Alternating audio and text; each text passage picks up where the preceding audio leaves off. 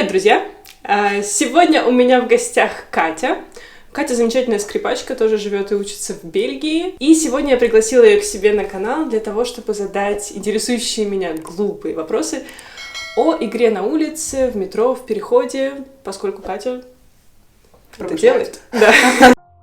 Среди академических музыкантов существует стигма относительно игры на улице, в переходе, в метро. Многие считают, что это портит руки, портит звук, интонацию. Скажи, пожалуйста, правда ли это и почему существует такое предубеждение? Предубеждение существует, потому что у людей это ассоциируется с попрошайничеством, с непрофессионализмом, потому что чаще всего музыканты на улице играют попсу. Также есть риск переиграть руки, особенно когда играешь на улице, где хреновая акустика, и ты должен просто чесать, давить на струны, изображать из себя артиста, чтобы завлекать толпу, играть грозу Вивальди, размахивая волосами. Когда долго играешь на улице и постоянно перед тобой какая-то публика, ты начинаешь что-то себе изображать. Это как-то нужно блокировать, потому что это рано или поздно проникает в твою профессиональную программу.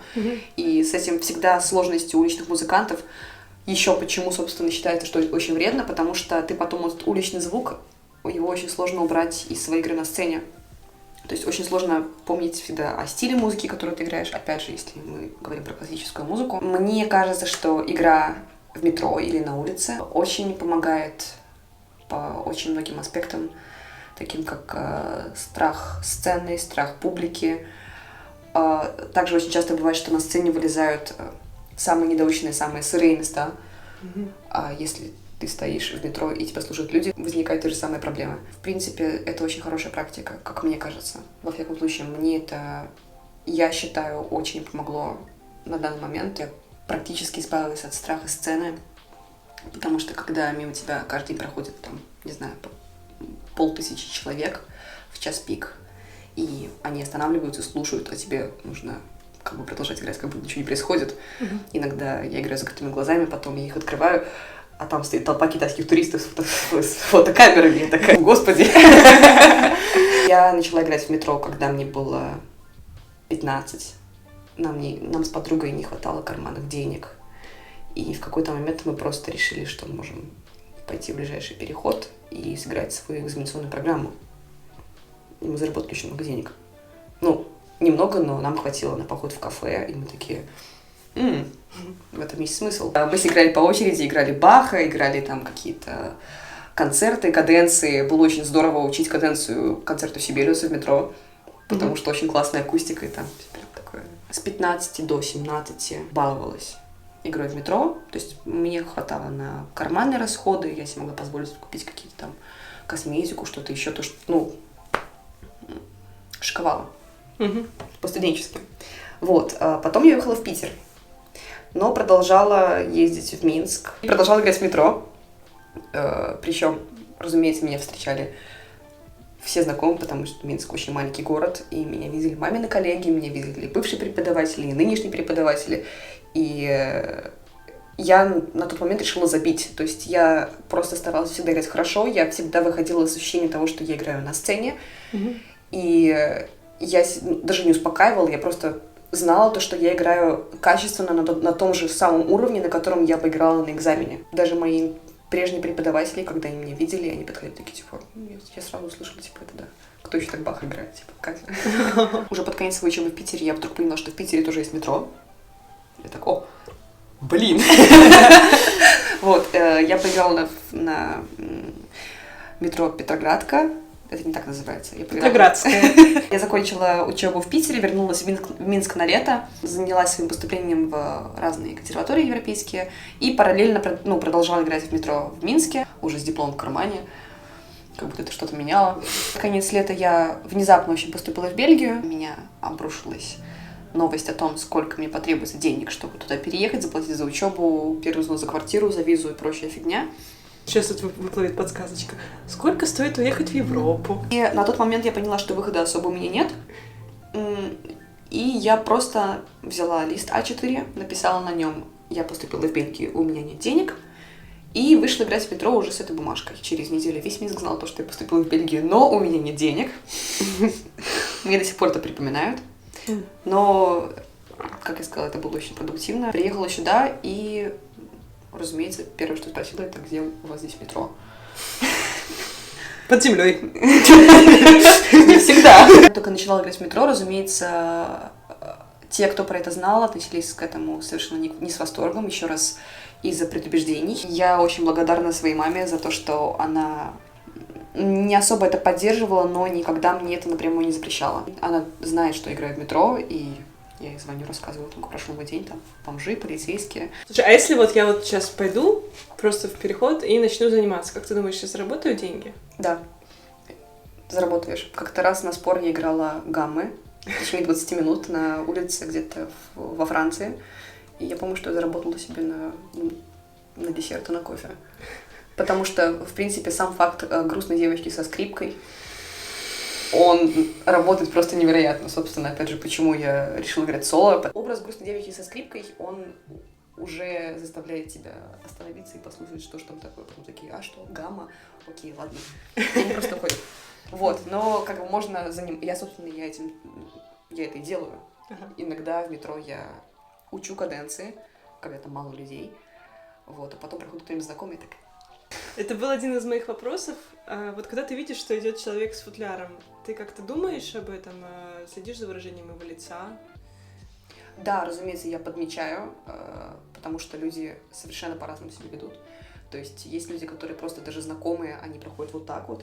Опять же, к вопросу о том, что это стыдно. Люди останавливаются, люди здороваются, люди начинают разговаривать, кидают деньги просто, там, типа, пойдем выпьем кофе, хватит играть. В принципе, так как я ни от кого не скрываю то, что я играю в метро, и, еще раз говорю, для меня это странно, что это считается стыдным. А в том переходе, где ты играешь, я знаю, ошиваются порой некоторые маргинальные личности. Не порой, они там живут. Бомжи. Обожаю. Я облюбовала одно местечко в метро, где проходит очень много людей, где хорошая акустика и свет, и вообще это выглядит классно. Но это самый центр города, и там живут бомжи. И также это постоянная точка для цыганских семей, которые просят деньги. Причем семьи меняются каждый день, но никто на это не обращает внимания. Все меня знают, я их угощаю шоколадками, а они за это стараются со мной не сильно конфликтовать. Вот, с бомжами все не так просто, потому что я играю одну и ту же музыку каждый день. И даже я от нее немножко устала, но все-таки это Бах-соло, я его люблю каждый раз с новым ощущением. Вот, но бомжи стали подуставать от барочной музыки, поэтому каждый раз, когда я появляюсь, они такие «Нет!». Они могут быть трезвые, они могут быть в состоянии легкого подпития. Вот, один раз один из бомжей, ему стало плохо напротив меня, и у меня в этот момент в голове была мысль, что надо доиграть, несмотря на то, что он корчится в судорогах напротив меня. И я думала, господи, неужели я настолько плохо играю? Надо, видимо, все-таки поработать над интонацией. Они как бы люди ветреные, то есть иногда бывает, что они такие, мадемуазель, сова. А иногда, как бы могут наехать.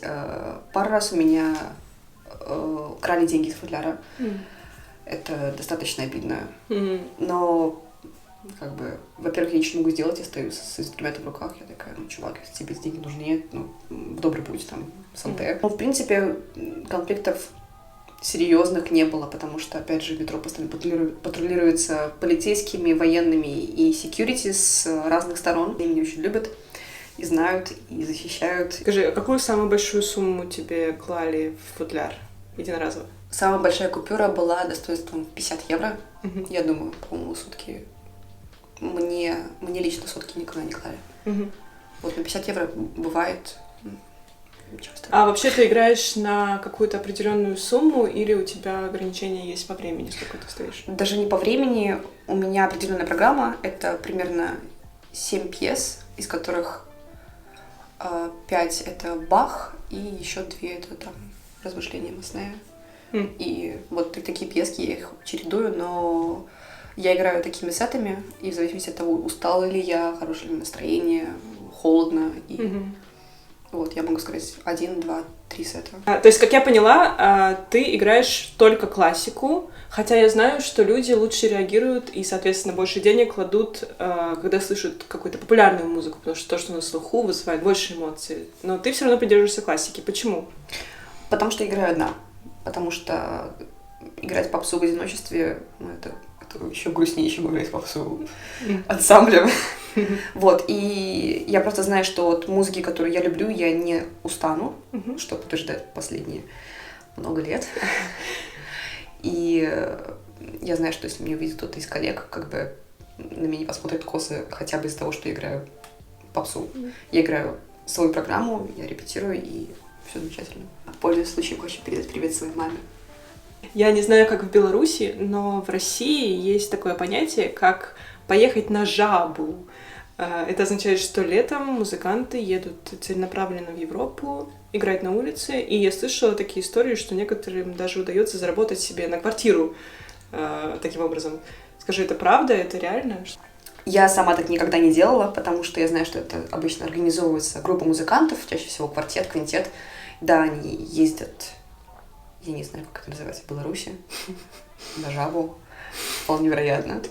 Люди выбираются на пару недель, на месяц, на все лето, ездят по разным городам Европы и зарабатывают. И, разумеется, по сравнению с белорусскими или российскими зарплатами, это кажется достаточно большим доходом. Я не знаю насчет квартир, но у меня несколько знакомых из Минска ездили, и, в принципе, было неплохо. А чем отличается игра на улице в странах СНГ и в Европе? Здесь намного лучше реагируют люди. То есть в Беларуси у меня постоянно были проблемы с какими-нибудь бабушками или женщинами пенсионного возраста, которые подходили и выговаривали мне за то, что я играю тоскливую и непопулярную музыку. Еще с печальным лицом. Да, еще с большими грустными глазами. Вот, и ко мне подходила там продавщица из перехода, которая стояла напротив меня, и такая, типа, девушка, что-то вы играете тоску всякую, хочется плакать, вы хоть что-нибудь повеселее играли. Вот. Еще в Беларуси у меня всегда были забавные эпизоды с бабушками, которые продавали лото, потому что им я, разумеется, ездила по мозгам больше всех, потому что им-то нужно сидеть на этом месте и все это слушать. Я им очень сочувствовала. И больше всего меня радовала одна бабушка на станции метро Якова Колоса в Минске. Как-то она наехала в плане того, что я хреново играю. Я к тому моменту закончила Питер и поступила в Бельгию. Сказала, что девушка, тягайтесь как кота за хвост, играть вы нифига не умеете. Я вот хожу по всем фестивалям, Башмета, Спивакова, всех минских музыкантов знаю, а вы вот играете говно какое-то. А я настолько растерялась, потому что я так, в смысле, я плохо играю, в смысле, да я диплом получила. Она такая, типа, девушка, если бы хорошо играли, вы бы давно уже сидели в оркестре Белой телерадиокомпании, так что не выдумывайте, пожалуйста. И да, вот с бабушкой на лото всегда было очень весело. А в Европе? В Европе классика гораздо более популяризована, люди по-другому реагируют.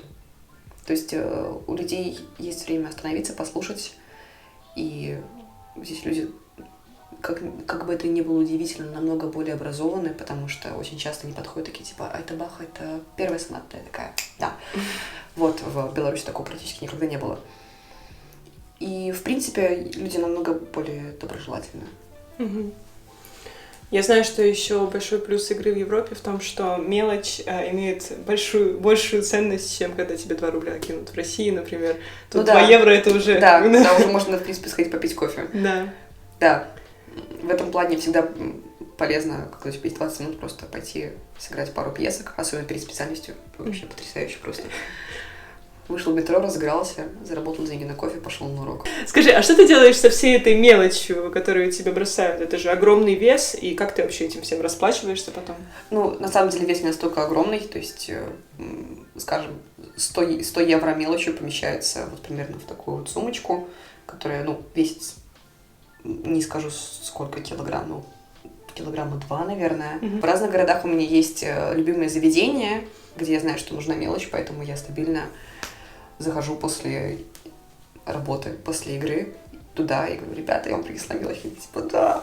Вот, я обычно меняю мелочь в кафешках, в барах, где меня люди знают, чем я занимаюсь, и им в кайф мне помочь таким образом. А бросали ли тебе что-то, кроме денег, в футляр? Да.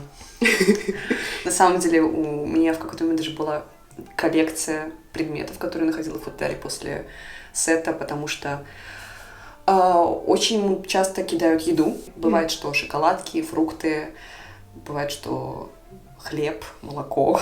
Ребенок голодает. Я не знаю, что в голове этих людей. Бывали бутылки вина, бутылки шампанского, была банка пива большая, были книжки, цветы достаточно часто, коробки конфет, много визиток,